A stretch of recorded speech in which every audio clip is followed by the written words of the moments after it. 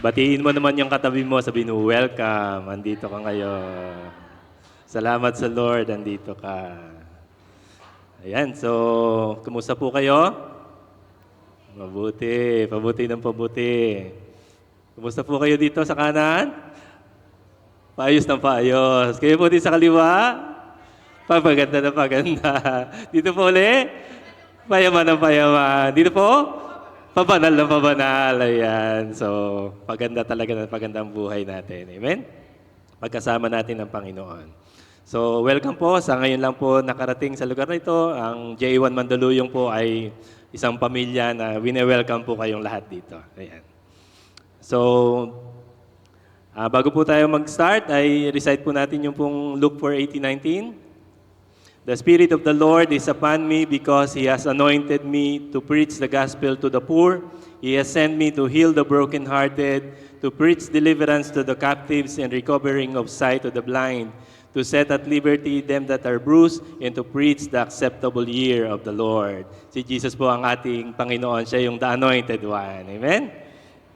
Ang ating pong culture, J1 culture, number 1, I am a blessing, I am anointed, I am a deliverer, I am a good follower, I don't destroy, I build, I am not seasonal, I appreciate everyone and everything, I am part of something big, I am partnership with Christ, and the last, I am not extreme. Amen?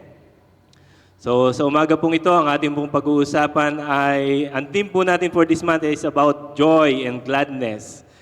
And ang ating pong topic this morning is the joy of our Heavenly Father. Ayan, ang kagalakan ng ating Ama sa langit. At ito po ay popokus po tayo dun sa talinhaga po ng Alibughang Anak. So let's pray. Panginoon, salamat po this morning. Hayaan mong patuloy na mahayag ang iyong salita. Ang iyong salita, Panginoon, na patuloy na kikilos, Panginoon, sa aming kalagitnaan. Salamat po sa iyong presensya. Kami po ay hindi na gaya ng dati, Panginoon. Walang kailanman o sino man sa amin sa lugar na ito ang balalayo sa inyo. Kaming lahat ay palapit sa inyo, Panginoon. Maraming salamat po, Lord. Mahayag ka, Panginoon, this morning. Ang Banal na Espiritu ay patuloy na kumilos. Salamat, Lord. Inaangkin namin ng katagumpayan. In Jesus' name we pray. Amen. Amen. Yan. So, meron pong 3 talinhaga at iisang kagalakan. So, kung meron po kayong Bible, ay buksan niyo po sa Lucas 15. Hindi ko na po isinama dito yung 2 talinhaga. Pupokus lang po tayo dun sa Alibughang Anak, yung nawawalang anak. Sa Lucas 15 po ay nagbulong-bulungan mga Pariseo dahil tinanggap ni Jesus ang mga makasalanan at sumagot po si Jesus sa pamamagitan ng 3 talinhaga. Ang una pong talinhaga ay yung nawawalan tupa. Ano po ba yung talinhaga ng nawawalan tupa?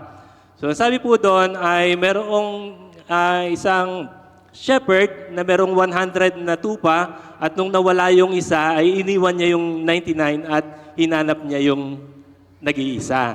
At ang sabi po dun sa verse 6 ng Lucas 15, pagdating sa bahay, nung makita na niya po yung nawawalang tupa, hindi ko na po inilagay dyan, sabi doon, pagdating sa bahay, inanyayahan niya ang kanyang mga kaibigan at mga kapitbahay at sinabi sa kanila, makipagsaya kayo sa akin dahil nakita ko na ang tupa kong nawawala.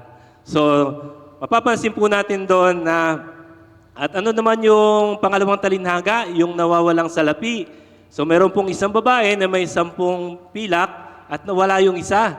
At nung nahanap na niya, same, ganun din yung kanyang sinabi.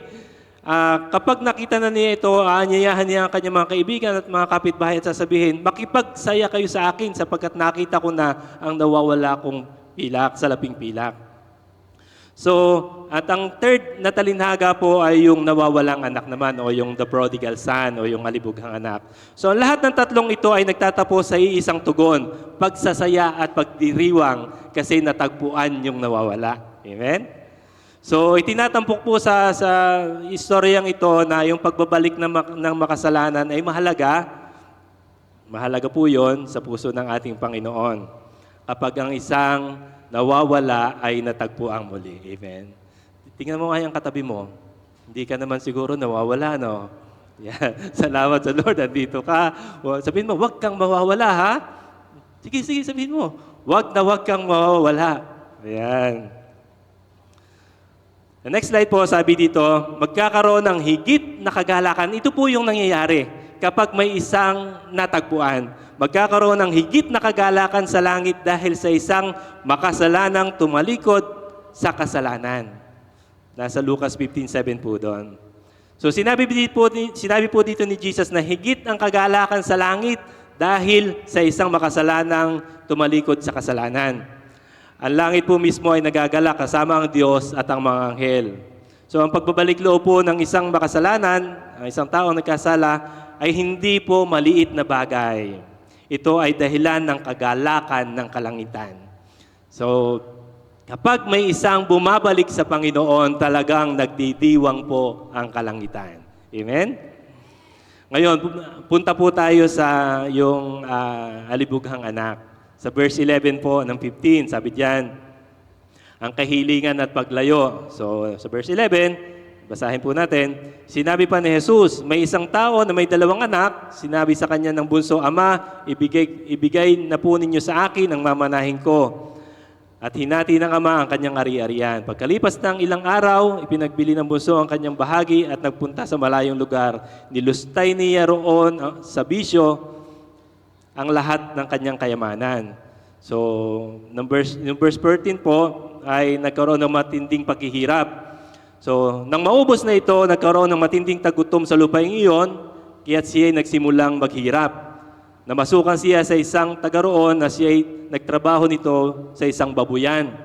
Sa tindi ng kanyang gutom, at dahil wala siyang pambigay sa kanyang wala namang magbibigay sa kanya ng pagkain, halos kainin niya ang balatan ng mga bungang kahoy at na pinapakain sa mga baboy. So nagkaroon po ng matinding paghihirap. At doon sa verse 17 po ay nagkaroon po siya ng realization ng ang pagbabalik loob. Yan, ito na po yung maganda. Ngunit napag-isip-isip niya ang kanyang ginawa at sinabi sa sarili, labis-labis ang pagkain ng mga alila ng aking ama, samantalang ako'y mamamatay dito sa gutom. Babalik ako sa aking ama at sasabihin ko sa kanya, Ama, nagkasala po ako sa Diyos at sa inyo. Hindi po ako karapat-dapat tawaging anak ninyo, ibilang na lamang ninyo ako isa sa inyong mga alila. At siya ay nagpasyang umuwi sa kanila. Malayo pa siya ay natanaw ng kanyang ama, at dahil sa matinding awa, patakbo siyang sinalubong, niyakap at hinalikan. Sa verse 21 po ay makikita naman po natin dito yung pagtanggap ng ama. Sinabi ng anak, Ama, so yung kanyang inihandang tawag doon, may inihanda kasi siya eh. So, nung nakaharap na niya, sinabi niya ito. Sabi niya, Ama, nagkasala po ako sa Diyos at sa inyo. Hindi po ako karapat-dapat na tawagin ninyong anak. Ngunit, tinawag ng ama ang kanyang mga alila. Dali, kunin ninyo ang pinakamagandang damit, bihisan ninyo siya, suotan niyo siya ng singsing at ng sandalyas. Katayin ninyo ang pinatabang guya at tayo'y kumain at magdiwang. Same yung nangyari doon sa nawawalang tupa, nawawalang pilak, at ito yung nawawalang anak. Ang sabi doon, katayin ninyo ang pinatabang guya, tayo'y kumain at magdiwang. Sapagkat ang anak kong ito'y namatay na, ngunit siya'y nabuhay, nawala, ngunit muling natagpuan, at sila'y nagdiwang. So, kung atin pong yung context po o ang ibubuod po natin yung kwento ay yung paglalakbay po ng alibughang anak. Una, humingi ng mana. Kapag ang isang tao po noong unang panahon ay humingi ng mana, ibig sabihin, kahit sa ating panahon ay kung kinukuha mo na yung mana mo, ay kinukonsider mo na napatay na yung iyong tatay. Ganun po yun. So parang sinasabi ng anak na sana ay patay ka na kasi kukunin ko na yung aking mana. Ayan. So pinili niyang lumayo. So nilustay nila sa next slide po. Nilustay niya sa luho. Sa maluho. So naubos yung lahat niyang pera. Ayan, sa pangalawa at nagdusa siya at nagsisi. At yung pangapat po ay umuwi siya ng may galak. Bigyan tiin po natin, bagamat ang istoryang ito ay tumatakbo sa kwento nung anak, ay bigyan tiin po natin yung tunay na bida sa istoryang ito. Walang iba po kundi yung kanyang ama. Amen? So ngayon, next slide po ay meron po tayong paalala sa bawat isa. Nakita po natin yung bata na lumayo, napariwara, pero ang kabutihan na nga lamang ay bumalik. So meron po tayong paalala na ang paglayo sa Diyos ay hindi dapat natin maging opsyon. Sabihin mo sa katabi mo, hindi opsyon ang lumayo sa Diyos. Bakit? Kasi malinaw po diyan sa Romans 3:23, alam natin itong lahat, na sapagkat kamatayan ang kabayaran ng kasalanan, ngunit ang libreng kaloob ng Diyos ay buhay na walang hanggan sa pamamagitan ni Hesukristo. Ayan, so sa verse sa Hebreo 3:15, ito po rin yung sinasabi, na ito ang sinasabi ng kasulatan, kapag narinig ninyo ngayon ang tinig ng Diyos, huwag ninyong patigasin ang inyong puso. Ibig sabihin, huwag ka talagang parang magre-rebelde na sa Lord na hindi na, aalis na ako, hindi na ako babalik sa Diyos. So dapat po, ang paglayo sa Panginoon, hindi na natin magiging option sa buhay. Amen. Kasi, sabi po dyan, kapag ang tao ay tuluyang lumayo sa Diyos, mapapalayo siya sa tunay na buhay, kapayapaan at kaligtasan. Sa una po ay parang masaya po sa una. Kasi ang dami mong pera eh. Gagastusin mo, parang ang laya mo. Pero sa huli po, ang kasalanan ay magdadala ng pagkasira, kalungkutan, at yung pinaka hindi maganda ay yung spiritual na kamatayan. Kapag ang tao po ay talagang lumayo na sa Panginoon at hindi na po bumalik, spiritual na kamatayan yung kanyang mararanasan. Kaya seryoso po ang babalang ito. Wala na dapat lalayo sa Panginoon. Huwag nating hayaang tumigas ang puso natin. Huwag nating ipagpaliban ang pagbabalik loob sa Diyos dahil hindi natin hawak ang bukas. Sabihin nyo nga po, hindi ko hawak ang bukas. Hawak ko lang ang beat. Hawak ang faith. Bakit hindi natin hawak ang bukas? Ang hawak lang po natin ay ngayon. Ang bukas hindi natin hawak. At kapag lumayo ka sa Panginoon at yung point na paglayo mo ay biglang kinuha ka ng Lord o nawala ka sa mundong ito, ay seryoso po. Sabi ko nga po at lagi kong nilalagay sa aking puso, kahit ko po kami ay nagsisharing dun sa Santol, lagi kong sinasabi, we are eternal being. Alam niyo po yung eternal being? Ang buhay po natin walang dulo, walang katapusan. Yung ating 80, 90, 100 years dito, hindi po yun katapusan. Meron pang kasunod na buhay na naghihintay. Kaya walang reason para tayo lumayo sa Panginoon kasi meron pang magpasawalang naghihintay. Kaya seryoso po ang babalang ito. At lagi din po tayo nagpapaalala na tayo po ay huwag niyong kakalimutang umattend kapag linggo. Yan. Lagi po namin sinasabi yun. Huwag kakalimutan na umattend pag linggo. Ibig sabihin, kapag ikaw kasi ay hindi uma-attend na every Sunday, hindi naman direktang ikaw ay talagang lumalayo na sa Panginoon. Pero isang indication yon. At ang mga kasunod nun, hindi ka na halos nakakapag-pray. Hindi ka na nakakapagbasa ng kanyang salita. At yung kasalanan, ang dali nang dumating. Ang dali mo nang amen. Amen. Ang dali na. At unti-unti nang bumabalik ang kasalanan at halos wala nang pagsisisi. Hindi na mahalaga sa kanya ang pagsunod sa Diyos. Kaya po, mayroon po sinasabi, ito po ang dahilan, kaya may Hebreo 10:24, huwag nating pabayaan ang pagtitipon gaya ng ugali ng iba. Huwag po daw po nating kakaligtaan ang pagdalo sa pagtitipon. Bakit? Every time na may nahahayag na salita, ito po yung nagbibigay sa atin ng pananampalataya. Kapag wala kang narinig na salita, kasi ang sabi ng Panginoon, ang salita ng Diyos, faith cometh by hearing and hearing and hearing and hearing and hearing the words of God. Kapag wala kang narinig na salita ng Diyos, anong maririnig mo? Eh di mga salita ng mga kapitbahay, ng mga kasama mo, ng mga negative. Kaya ang salita ng Diyos po ay mahalagang lagi nating naririnig at ito po yung magbibigay sa atin ng pananampalataya para tayo hindi na tumalikod sa ating Panginoon. Amen? Amen. Amen. Taas ang mamay. Ayan. So, una pong puntos. Number 1. Patungkol po doon sa libughang anak, na ibibida natin po dito yung tatay. Ibibida po natin yung tatay. Ang sabi diyan, ang ama na sabik na naghihintay. Yan.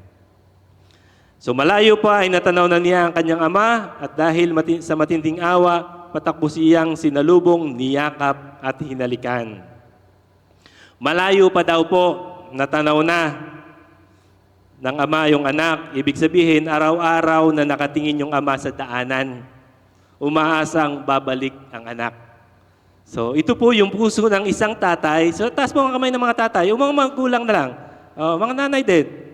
Ayan, yan. Kapag ka po ang ating mga anak ay hindi na nagpaalam, pero yung paalam ay medyo lumalampas na yung oras, nakukuha na tayo, di ba, nag-aalala na tayo, message natin, tinatawagan na natin, nasaan ka na? So, dito, yung malayo pa ay natanaw, na ibig sabihin talagang naghihintay yung ama. Amen? At patakbong sinalubong niyakap at hinalikan. Nung unang panahon po, ang matatanda hindi tumatakbo. Yun po ay kahihiyan. Ang isang matanda po noon hindi tumatakbo para sumalubong sa anak. Pero ipinakita po dito na sinalubong, nagbigay ng first action yung ama. Again, yung kultura ng panahon ng ating Panginoong Hesus, hindi tumatakbo ang matatanda. Kasi they consider it kahihiyan. Amen? Ito po yung larawan ng Diyos, larawan ng puso ng Diyos. Hindi siya naghihintay na lumuhod muna tayo bago tanggapin. Kusa siyang lumalapit habang ikaw ay malayo pa. Amen? Ang matinding awa, so sabi doon, may matinding awa. Yun po yung compassion na nag-uudyok sa kanya, hindi galit. So, minsan dito sa atin, yung mga tatay kasi natin dito, sabi ng Bible, masasama daw. So, yung mga tatay natin dito, pagka hindi dumating sa oras yung ating anak, siyempre, pagkagalitan natin. Pero dito, yung compassion, matinding awa, yung ibinigay ng tatay. Ayan. So, isingit ko lang po.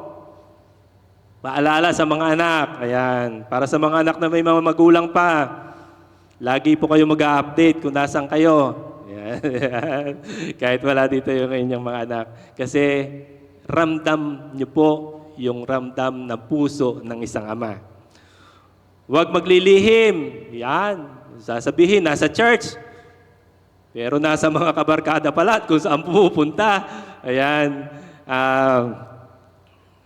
Sana maunawaan po natin yung mga feelings ng isang magulang na laging nag-aalala. Amen. Na laging nag-aalala. Ngayon, sa application po natin dito, hindi mo kailangan maging perfecto bago lumapit sa Diyos. Ang Diyos ay naghihintay at tatakbo upang salubungin ka. Marami kasi sa atin, kahit mga Kristiyano na, parang laging nag-aatubili na lumapit sa Diyos dahil pakiramdam niya, di tayo karapat-dapat o kailangan muna tayong maging perfect. Yan. Pero sabi po dyan, hindi mo kailangang maging perfecto, kailangan mo lang magpasyang umuwi. Magpasya kang umuwi. Amen. Habang ikaw'y malayo pa, nakaabang na po ang ating Ama sa langit. Amen. Laging naghihintay ang ating Ama. Amen? Next po, pangalawang point. Ang Ama ay lubos na nagpapatawad. Yan. Nakita natin doon na may nakahanda na pong script may nakahandang talumpati yung bata. Sabi niya, iniisip-isip niya, ibilang na lamang po ninyo ko sa inyong mga alipin. Ngunit hindi siya hinayaan ng Ama na maging alila. Ang ganda, ano? Kasi, napariwara ka na, nung bumabalik ka na, meron ka na sinasabi kasi nagtagutom Halos yung pagkain ng baboy, kainin mo na dahil sa matinding hirap. At sabi niya, napag-isip-isip niya, yung mga alila nga ng aking ama, hindi nagugutom. Kaya sabi niya, kung pagkain din lamang, ibabalik na ako. At sabi pa niya, ay ibilang na lamang ninyo sa inyong mga alila. Pero ang tugon ng tatay, hindi niya hinayaang maging alila yung kanyang anak. Hindi lang siya pinatawad, ibinilik sa kanya yung buong pagkaanak. Ito ang ganap na pagpapatawad ng Diyos. Hindi tayo tinatanggap at sinasabi bang palang second class ka na lang. Kundi binabalik bilang lubos na anak. Idinugtong pa nung Ama, namatay na, ngunit nabuhay, nawala, ngunit natagpuan. Larawan po ito ng muling spiritual na pagkabuhay. So sa ating pong application, ayan, ganap ang pagpapatawad ng Diyos. Binubura niya ang nakaraan at ibinabalik ang ating karangalan bilang anak. Ayan. So marami pong mga Kristiyano ang patuloy na namumuhay na parang alila. Sabihin mo sa katabi mo, huwag kang mamumuhay na parang alila. Anak ka. Ayan. Sabihin mo, anak ka. Ayan. Para bang laging nakakaramdam ng pagkautang at hindi karapat-dapat kahit pinatawad na ng Diyos. Tayo pong lahat ay anak ng Diyos. Amen? Tanggapin natin ng buo ang pagpapatawad. Anak ka, hindi ka alila. Huwag nang balikan yung nakaraang nilimot na ng Diyos. Amen? Sa next slide po ay may mga ibinigay po yung tatay doon sa anak at atin pong isa-isahin. Sabi dyan, yung damit, yung singsing, yung sandalyas. Alam po ang ibig sabihin noon, ibinalik ang pagkaanak. Bakit? Kasi ang pinakamagandang damit, hindi lang simpleng damit yung ibinigay. Ibinigay yung pinakamagandang damit. Ano po ang ibig sabihin noon? Binibihisan tayo ng Diyos ng bagong katuwiran na tatakpan ang ating kasalanan. So every time na tayo ay humihingi ng tawad sa Diyos, tinatakpan niya ng lahat ng kasalanan, binibihisan niya tayo ng damit ng katuwiran. Amen? At binigyan din siya ng singsing. Anong ibig sabihin po ng singsing ay ibinabalik ang ating katayuan bilang anak at tagapagmana ng pangako ng Diyos. Ang singsing po nung una, lalo na yung mga hari during time before, kapag may tatak ng singsing ng isang hari, batas po yun. So, kailangan walang magbukas. So, ganun po yung singsing. So, ibinabalik yung pagiging anak bilang anak. At binigyan po ng sandalyas din. Nung unang panahon po, ang mga alila, hindi po nagsusuot ng panyapak. Wala po silang sapin sa paa. At ibinigay po yung sandalyas. Ang ibig sabihin po noon, pinapalaya tayo mula sa pagkaalipin sa kasalanan tungo sa kalayaan ng mga anak. Amen? So hindi lamang po tayo pinapatawad, ibinabalik ang dangal, pagkakakilanlan, at kalayaan ng tunay na anak ng Diyos. Ang sarap, no? Ang sarap na ito na kapag tayo bumabalik, ay ibinabalik muli ng Panginoon lahat bilang anak. Sa next slide po ay, alam niyo po, ang sarap na bumalik sa Lord. Pero sabi ko nga kanina, huwag ka nang lalayo. Kasi, huwag ka nang lalayo. Kasi baka mamaya, mapalayo ka na sobra. Mapalayo ka na sobra. At hindi ka na makabalik. Pero ang sarap po na may pangako pala ang Diyos. Ang sabi diyan sa 1 John 1:9, handang magpatawad, handang limutin. Sabi diyan, subalit kung ipapahayag natin ang ating mga kasalanan, patatawarin tayo ng Diyos sa mga ito at lilinisin tayo sa lahat ng ating kasalanan sapagkat siya ay tapat at matuwid. So kapag tayo nagkakasala, ay meron palang, pero wag naman nating laging gamitin ito. Na layo ka na lang layo, tapos may 1 John 1:9 naman, babalik ako. Pero ang point po dito ay kapag bumabalik po tayo sa Panginoon, pinapatawad tayo at nililimot din niya. Sabi diyan sa Hebreo 8:12, sapagkat patatawarin kanila sa kanyang mga kasalanan at kalilimutan ko na ang kanilang mga kasalanan. So may amnesia ang Lord. Yan. So kapag may hiningi na tayo ng tawad sa ating Panginoon at hindi na natin binalikan yon, hindi na alam ng Diyos yon. Kasi nililimot na niya. Minsan dito sa atin, iba eh. Nakasalubong ko ito, malaki ang kasalanan nito sa akin, kahit pinatawad ko na ito, ayaw ko itong makita. Makakasalubong mo na, ikaw na yung lilis na landas. Pero dito po, ang Diyos, kapag tayo ay nagkasala at humingi ng tawad sa Panginoon, lahat ng kasalanan natin, binuburan niyang lahat. Nawawala yung record, delete sa keyboard, permanent delete, empty trash. Yan, so pag nagdi-delete tayo, di ba, may delete. Napunta pa yun doon sa trash bin. Pag in-empty mo yun, bura na, hindi mo na marirecover yun. So ang Lord po, kapag tayo nagkasala, hindi na nare-recover muli, dinidelete na niyang lahat. Wala ka ng record na yung kasalanan. Ang mahalaga lang, huwag ka na muling lumayo sa Diyos. Sabi ko nga kanina, baka layo ka ng layo, mapalayo ka na sobra. Ay, sabi mo, ay may first and wine naman, lalayo na mo. Ay, paano kung dito ka abutan? Sabi ko nga kanina, hindi mo hawak yung bukas. Ang hawak mo lang ngayon. Kaya, again, kapag tayo ay napalayo sa Diyos, ang Diyos po ay handang magpatawad at nililimot na niyang lahat. Amen? So, next slide po. Third point po natin. Ito po yung sinasabi ko kanina. Ang Ama ay masayang nagdiriwang. Sa verse 32 po, sabi diyan, nararapat lamang na tayo magsaya at magdiwang sapagkat patay na ang kapatid mo, ngunit nabuhay, nawala, ngunit muling natagpuan. So, meron talagang celebration, ganun kahalaga tayo sa Panginoon. Every time na tayo bumabalik, nagse-celebrate ang langit. Nagse-celebrate ang langit. Hindi lamang tayo pinapatawad, nagkaroon ng malaking handaan.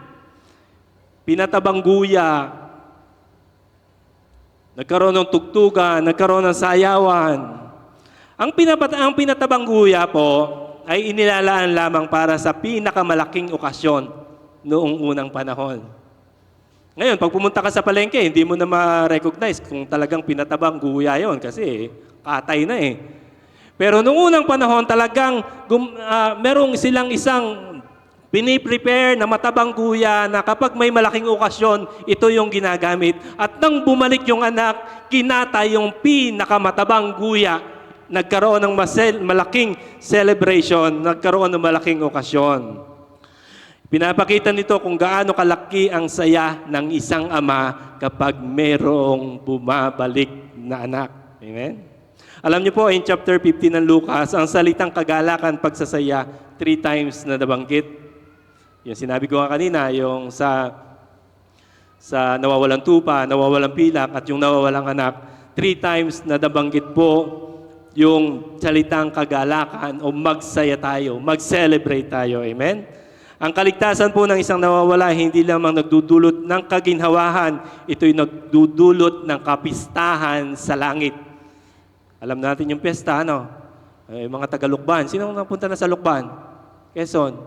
Oh, talaga namang pagpista doon ng anong tawag doon? Festival ng Pahiyas Festival. Hindi ka makakapasok kasi nagse-celebrate sila yung buong bayan. Inaayusin nila yung talagang may pesta, may handaan kapag dumarating, kapag may isang naliligtas o bumabalik sa ating Panginoon. Ngayon, ang application po natin, may kaligtasan sa langit sa tuwing may nagbabalik loob. Ikaw ang dahilan ng kagalakan. Sabi mo sa katabi mo, ikaw pala ang dahilan ng kagalakan sa langit. Amen. Ikaw pala yung kadahilan. Una, alalahanin po natin ito. Kapag bumabalik ka sa Diyos, nagdiriwang ang buong langit dahil sa iyo. Hindi ka pabigat. Ikaw ay kagalakan. Ikalawa, ito po ay hamon sa atin. Makibahagi tayo sa kagalakan ng ating Ama. So kung meron ka namang mga kapatid, nakikita mong, ay, nawawala ito. Ay, tulungan mo na maghanap yung iyong Ama, puntahan mo na. Amen? Makigalak tayo. Huwag tayong magalak tayo. Hindi tayo maiinggit o maghuhusga na kapag bumabalik, ay, bumalik na to, makasalanan to, bumalik na. Kailangan po tayo ay masaya kapag meron tayong mga kapatid. Kasi tayo pong lahat dito ay magkakapatid. Tingnan mo yung katabi mo, kapatid mo yan, whether you like it or not. Kaya kapag wala yan sa tabi mo, ay tulungan mo naman yung iyong ama na maghanap dyan. Yan, kunin mo na ang messenger. Yan, katabi mo. Yan, yung hindi mo kakilala. May bago po tayo doon. Kunin mo na, i-message mo na, tawagan mo na. Bakit? Ay may handaan sa langit may pagdiriwang sa langit every time na may bumabalik. Kaya tayo pong lahat ay magpapaalalahanan. Amen? Okay lang po ba yon? Sabihin mo sa katabi mo, binibigyan kita ng karapatan na i-follow up ako kapag ako'y nawawala. Ayan. So, okay na. Okay na. Huwag po kayo makukulitan, ha? So, bakit? Kasi, ganun po kahalaga. Ang business po ng Lord, kaya siya pumunta dito, kaluluwa. Wala na pong iba. Sabi ko nga, nagkukwentuhan kami doon sa Santol ng isang araw, ang ating katawan, 1 linggo kang hindi maligo, mangangamuyan. Lalo na kung mga 2 linggo ka hindi naliligo, talagang mabubulok yan. Bakit? Ay lupa yan babalik yan talaga sa lupa. Pero ang kalangitan sa langit nagdiriwang kasi sa isang kaluluwang nagbabalik sa Panginoon. Amen? Yun yung mahalaga sa Kanya. Kaya tutulungan natin yung ating Ama sa paghahanap sa ating kapatid na nawawala. Amen? O, hampasin mo ng konti yung katabi mo. Paalalahanan mo ako pag ako'y nawawala. Ayan. Okay na. So may permiso na. Huwag po kayo magagalit. Ayan. So ang trabaho po talaga natin dito ay magpaalalahanan. Sabi ko nga kanina, kapag ikaw ay hindi na sumisimba, hindi mo na nakakasama yung mga kapatiran at mananampalataya, ang isa pong kahoy na basa, ilubog mo sa tubig, at may isang nagliliyab dyan, pag inihagis mo yun doon, masusunog din, magliliyab yon. Ibig sabihin, kapag ang kasama mo'y laging mananampalataya, ay ikaw mismo mahahawahan ng pananampalataya. Magliliyab ka rin. Amen? Ayan, so magpapaalalahanan po tayo. Ang summary dito, yung 3 mukha po ng kagalakan ng Ama, ito po yung kagalakan. Ang ating pong mga ama ay lagi po siyang naghihintay. Sabik na hinihintay at sinasalubong yung nawawala. At ang ating pong mga ama ay lagi po yung nagpapatawad. Kahit yung ama natin dito sa lupa, ibinabalik ang karangalan ng anak ng lubusan. At pangatlo po, nagdiriwang at nagsasaya ang buong langit sa pagbabalik loob. So ano po yung ibig sabihin nito? Ang Diyos ay hindi malayo at mapanghusga. Siya ang amang puno ng awa at kagalakan. Every time na bumabalik. Amen? So wala nang lalayo sa Panginoon. Amen? So yung mga dati nating kasamahan dito, kasi ito po yung kagalakan ng ating Ama sa Langit. Ay nakikipagkwentuhan si Jesus doon sa makasalanan. Balikan po lahat na. Tingnan niyo po. Doon sa Matthew, yung first verse. Sabi diyan, isang araw, may mga maniningil ng buwis at mga makasalanan na lumapit kay Jesus upang makinig. Nagbulong-bulungan ang mga Pariseo at tagapagturo ng kasulatan, ang taong ito'y nakikisama sa mga kasalanan at nakikisalo sa mga ito. So, kita po natin dito na si Jesus po mismo ay lumalapit po dun sa mga kasalanan. Amen? Ibig sabihin, talagang ang isang heartbeat po ng tatay talaga ay dun sa mga nawawala. Amen? Parang doktor na ang trabaho po ng doktor ay hanapin yung may sakit. Amen? Hindi naman kailangan ng doktor kapag ikaw ay healthy. Kailangan lang natin ng doktor kapag tayo ay may ipapacheck up. So ganun po yung pinapakita dito ng ating Panginoong Hesus na ganun tayo kahalagang lahat sa ating Panginoon, lalo na po yung mga makasalanan.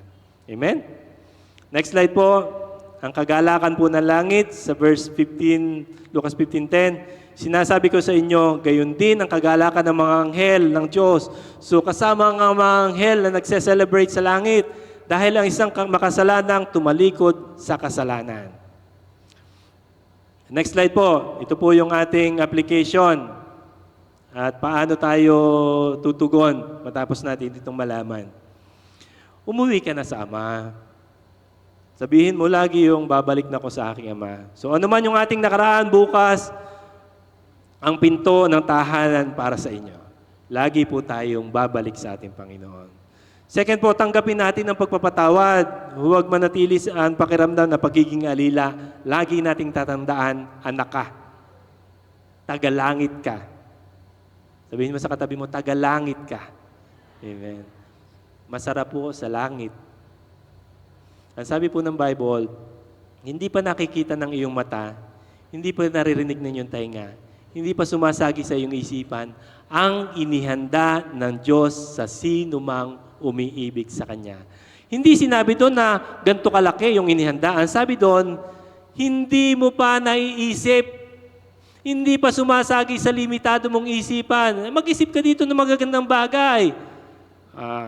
Yate, siguro bahay sa Forbes Park, ikaw may-ari siguro ng Cebu Pacific, ikaw yung may-ari ng PAL, ikaw yung pinakamayaman. Ang sabi doon, hindi mo pa naiisip.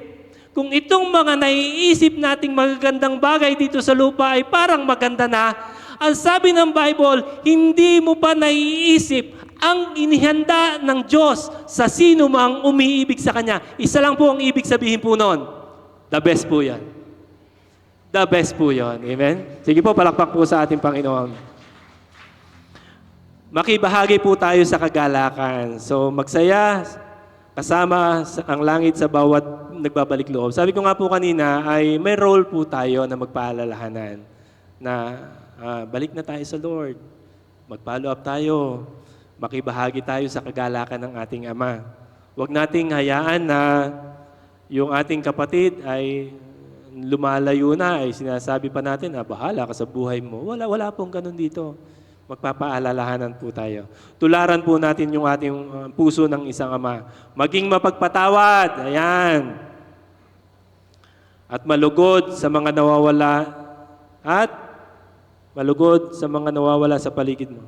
Magpatawad at mali. Ayan. So tularan po natin ang ating ama na kapag may bumabalik, tayo po ay nalulugod, natutuwa tayo kapag may bumabalik. Amen? Amen? So gagawin po natin itong lahat. Magpapaalalahanan po tayo. Ayan. So every Saturday, i-message mo na. Weekdays pa lang, kapag lagi mo nakakausap, again, ang nakataya po dito ay eternity. Bakit natin kailangang tulungan ng ating Ama sa Langit na hanapin yung mga nawawala? Ang nakataya po dito ay eternity. Eternity, walang dulo. At again, gusto ko pong bigyan uli ng emphasize, hindi natin hawak ang bukas. Ang hawak lang natin ay ngayon. Ngayon, kung tayo po ay may mga pagkakataon sa ating buhay na nag-iisip kang lumayo sa Lord, huwag ka nang lumayo. Huwag na tayong lumayo sa ating Panginoon. Kasi ang ating Ama sa Langit talagang laging naghihintay at ang langit nagdiriwang kapag tayo ay nananatili at bumabalik. Ang ating pong panawagan at konklusyon, may tahanang naghihintay sa iyo. Dahil tagalangit ka. Tagalangit po tayo. May naghihintay po sa ating tahanan. Gaano man kalayo ang narating mo, sabi kang sinasalubong ng iyong Amang nasa langit, bumalik ka ngayon at makibahagi sa kanyang kagalakan. Amen? So wag na po tayong lalayo sa ating Panginoon. Sige po, tayo pong lahat ay tumayo. At alam niyo po, napakabuti ng Panginoon. Noong po ako'y nakakilala na sa Lord na second year high school, never sumagi sa aking isipan na ako'y babalik na sa dati kong buhay. Ako po ay nagtataka sa aking nung bata pa. Ako naman po ay Catholic din. Nag-umpisa po kami Catholic sa Mindoro. Ako lang ay nagtataka, bakit itong mga uma-attend ay pag pumasok maglalasing, pag lumabas maglalasing pa rin. Yun po agad ang nagtataka ako. At hanggang nakakilala ko sa Panginoon at nung second year high school, ay ako po ay nakakilala sa Lord sa Foursquare Church pa sa Batangas. At hindi na sumagi kailanman sa aking isipan na ako ay babalik na sa aking dating buhay. At hanggang sa nakapupunta na po kami sa JA1. Alam niyo po, ang aking pong inay, nasa Mindoro ang aking inay, 84 years old na po yon, matanda na. Ayaw niyang umalis doon. Wala siyang kasama kasi namatay na yung aking kapatid. Ayaw niyang sumama. Ayaw niyang pumunta sa Batangas kasi nandun naman yung aking mga kapatid. Ay gusto niya talaga doon eh. Sabi ko, magagawa natin, gusto mo dyan. Alam niyo po, aking ginawa, dinala namin ng cellphone, dinala namin ng TV, ininstall ko ng internet, binigyan ko ng YouTube Premium. Install ko, inay, every Sunday, panoorin niyo dyan ang JA1 Rosario. Panoorin niyo po yun, JA1 Mandaluyong din. Pero yun po yung aking sinasabi na, inay, kung hindi ka man nakaka-attend dahil sa edad mong yan, manood ka ng JA1 Rosario every day. Makinig tayo ng makinig ng salita ng Diyos kasi malapit na eh. So, ganun din po sa ating mga buhay na talagang mahal na mahal po tayo ng ating Ama sa Langit. At kapag tayo po ay nawawala, ay talaga tayo bumabalik, nagdiriwang ang kalangitan. Kaya again, it's not our option para lumayo sa ating Panginoon. Amen? Magpapaalalahanan po tayo. Awitan po natin ang Panginoon this morning. At pag nilayan natin ang mga salitang ito,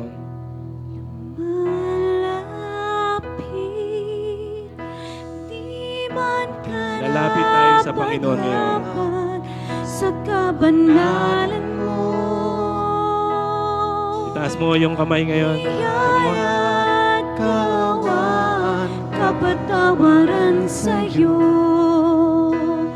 Ang nakamtan ko, o aking lumalapit.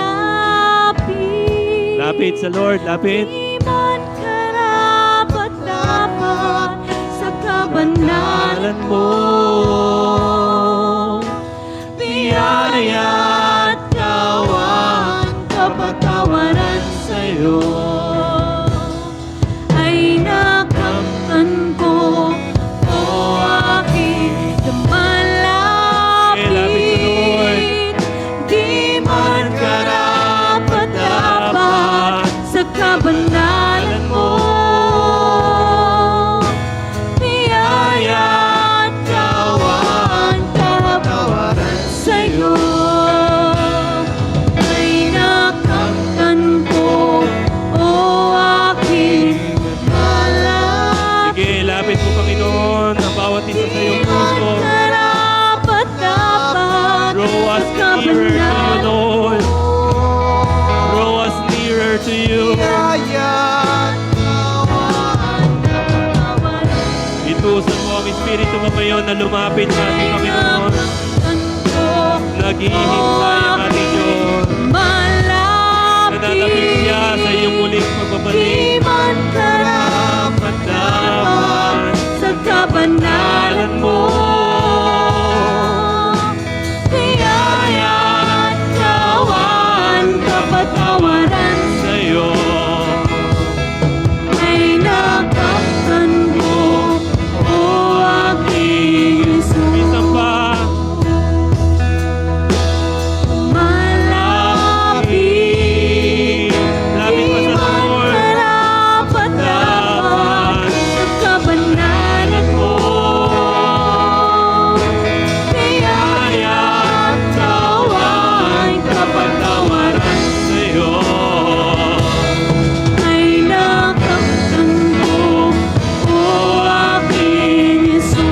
Minsan pa sa mahinang tinig, sabihin po natin, Malapit, di man karapat-dapat sa kabanalan mo. Biyaya at kawan, Kapatawaran sa'yo. ay nakamtan ko, o aking Minsan pa, lakasan natin, i-declare natin. malapit. Lapit sa Lord. Di man karapat-dapat sa kabanalan mo. Biyaya at kawan, kapatawaran sa'yo. Ay nakamtan ko, o aking Jesus.